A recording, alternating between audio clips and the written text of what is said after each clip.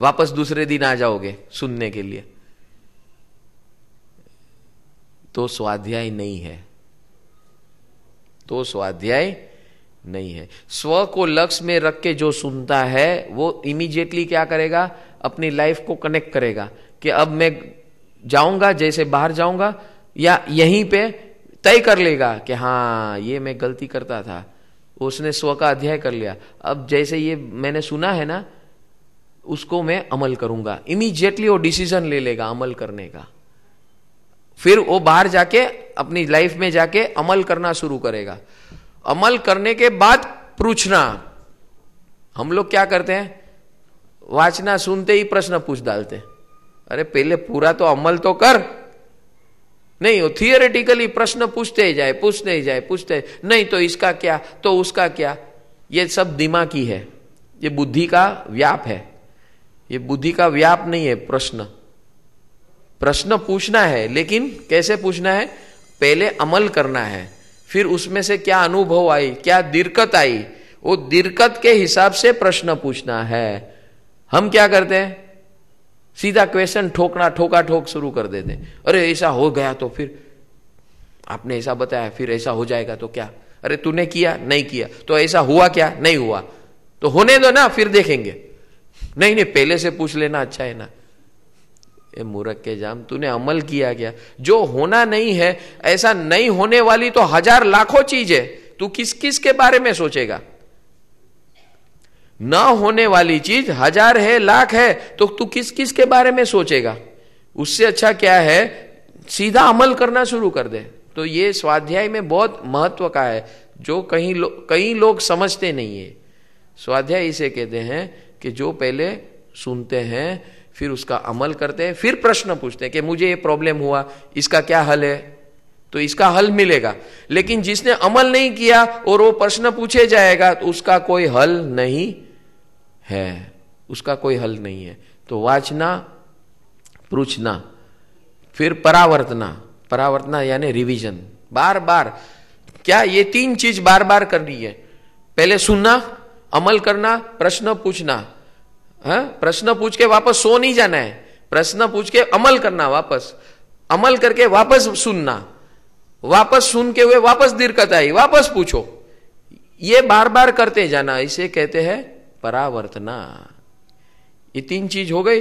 ऐसे हमारा अनुभव बढ़ता है तप में, शुद्धिकरण वैसे होता है। ये तप का मुख्य हार्द क्या है, स्वाध्याय।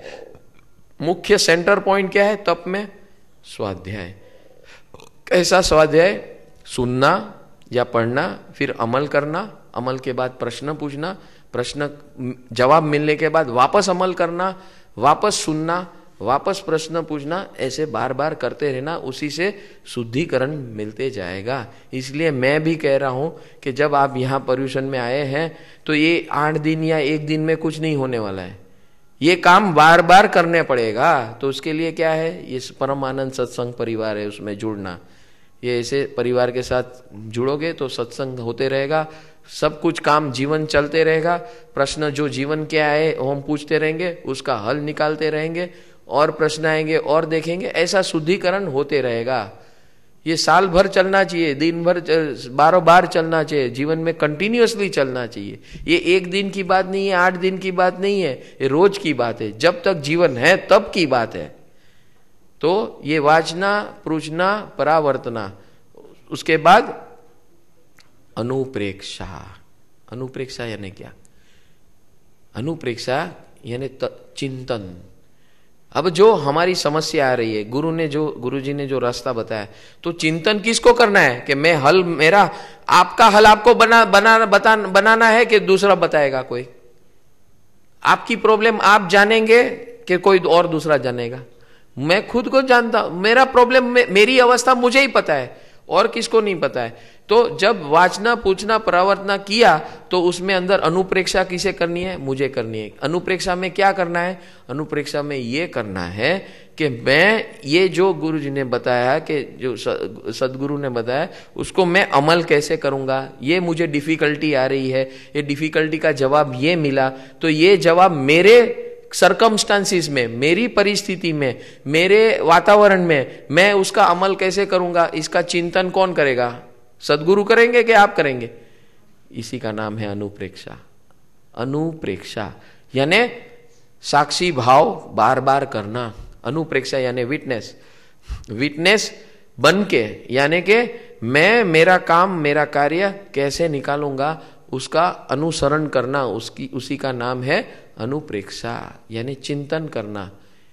फिर जैसे जैसे साधना बढ़ती है, आगे जाती है, शुद्धिकरण होने की शुरुआत होती है, एक व्यवहार शुद्धि होती है, एक अंतर शुद्धि होती है। तो अंतर शुद्धि और व्यवहार शुद्धि के लिए अनुप्रेक्षा के 12 लेवल है, वो आगे की बात है। लेकिन मूल में अनुप्रेक्षा का क्या है? मूल में अनुप्रेक्षा जीवन अनुप्रेक्षा है।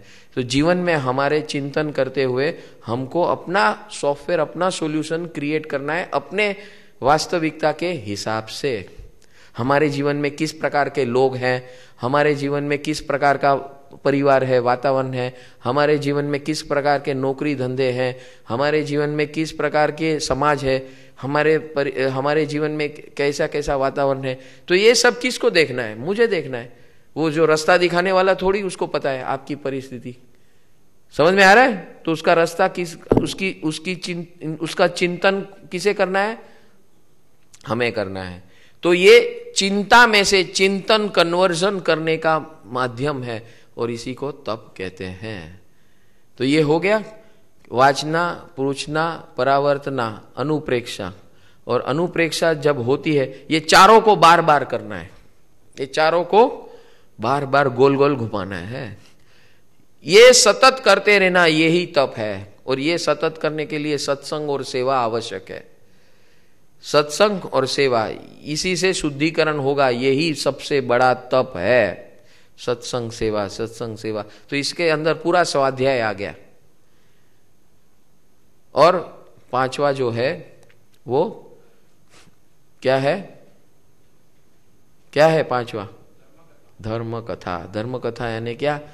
कि जब हम दूसरे को बताएंगे तो दूसरे को क्या बताएंगे?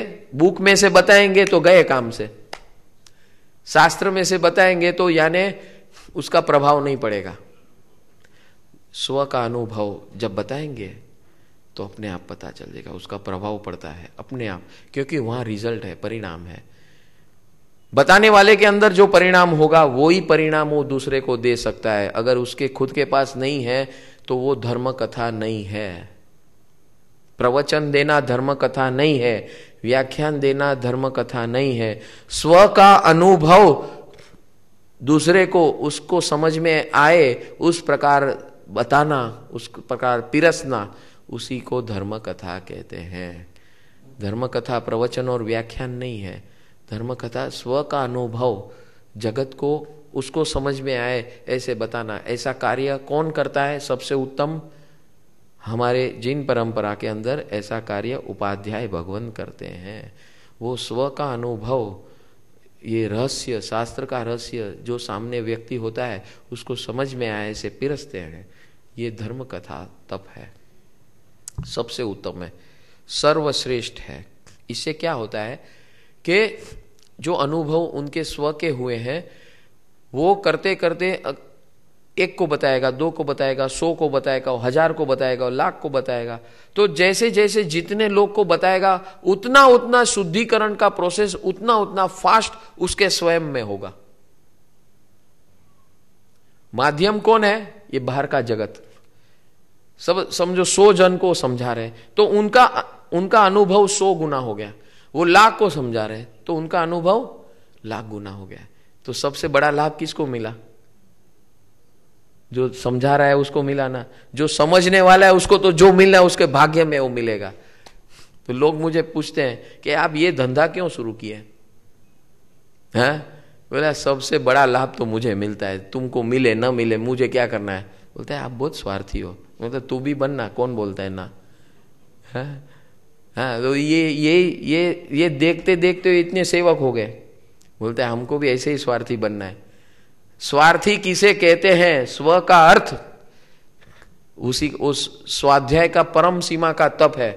और यही शुक्ल ध्यान में ले जाएगा। उसके बगैर संभव नहीं है। इस प्रकार का स्वाध्याय ही शुक्ल ध्यान में ले जाएगा, नहीं तो नहीं होगा। हाँ,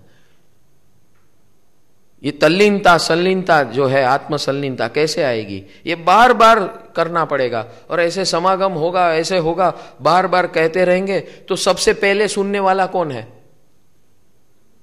जो बोलने वाला है पहले, सबसे पहले वो खुद सुनता है, तो उसका उतना अनुभव बढ़ गया कि नहीं?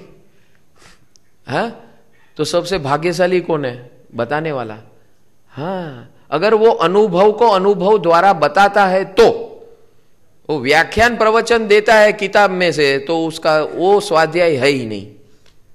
समझ में आ रहा है डिफरेंस?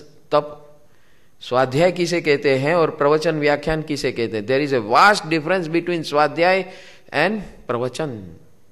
हाँ, प्रवचन देना बहुत आसान है। धर्म कथा जो होती है वो, धर्म यानी क्या? धर्म यानी स्वभाव। धर्म यानी स्वभाव। किसका स्वभाव? मेरा स्व का स्वभाव। और स्व के स्वभाव में कथा करना, यानी बातचीत करना, सत्संग करना, इसी को धर्म कथा कहते हैं। हाँ, धर्म कथा यानी वार्ता नहीं, पुराण में से उठा के एक वार्ता बोल दी, उसको कथा नहीं कहते। धर्म कथा यानी धर्म, यानी इस सृष्टि का जो धर्म है, मेरा जो धर्म है, इस धर्म के बारे में स्व का अनुभव है, इस स्वधर्म का अनुभव पिरसना, इसी को धर्म कथा कहते हैं। अब यहां पर क्या है? बाह्य में रस परित्याग। रस परित्याग, अभी हमारे जिन परंपरा के अंदर रस परित्याग को मिसअंडरस्टैंड किया गया है। त्याग शब्द आता है ना, तो क्या आता है सबसे पहला दिमाग में? छोड़ो छोड़ो। अरे कुछ नहीं छोड़ना है मूर्ख, वस्तु को नहीं छोड़ना है। रस परित्याग यानी रस, तेरा जो अंदर रस है ना, उसके अंदर, वस्तु के अंदर, व्यक्ति के अंदर, परिस्थिति के अंदर तेरा जो रस है उसको त्याग, उसको छोड़ना है। व्यक्ति, वस्तु और परिस्थिति को नहीं छोड़ना है। इसी का नाम है रस परित्याग। तो हम रस परित्याग किसके बोलते? आई एम बिल कर लो, रस परित्याग हो गया। वो रस परित्याग अगर ज्ञान पूर्वक नहीं है तो वो रस परित्याग नहीं है। विगय को छोड़ के रस परित्याग कभी होता? आसक्ति तो उतनी ही उतनी है, उसके ऊपर तो ध्यान नहीं दिया। ध्यान किस पे देना है? रस के प्रति तेरी जो आकर्षण है, वो आकर्षण के ऊपर फटका मारना है। और वो फटका कैसे मार सकेगा? जब तूने अनशन किया होगा, जब तूने उणोदरी की होगी, जब तूने वृत्ति संशय किया होगा, तभी रस परित्याग संभव होगा स्वाध्याय के साथ। ये टोटलिटी है। हम लोग क्या करते? एक को पकड़ लिया और उसके पीछे पड़ गए। हम 5वीं कक्षा में आएंगे तो नर्सरी में, फर्स्ट में, सेकंड में, थर्ड में, फोर्थ में जो पढ़ा वो सब लागू होगा कि नहीं? और तब में क्या है? कुछ नहीं, सीधा जंप मारो। ऐसा होगा क्या? ऐसा नहीं है। ये क्रमबद्ध है, सिस्टमैटिक है। इसको ऐसे साइंटिफिकली, सिस्टमैटिकली समझेंगे और जीवन में लाएंगे, उतारेंगे और अनुभव आधारित बनाएंगे, तब ही उसके अंदर परिणाम मिलेगा।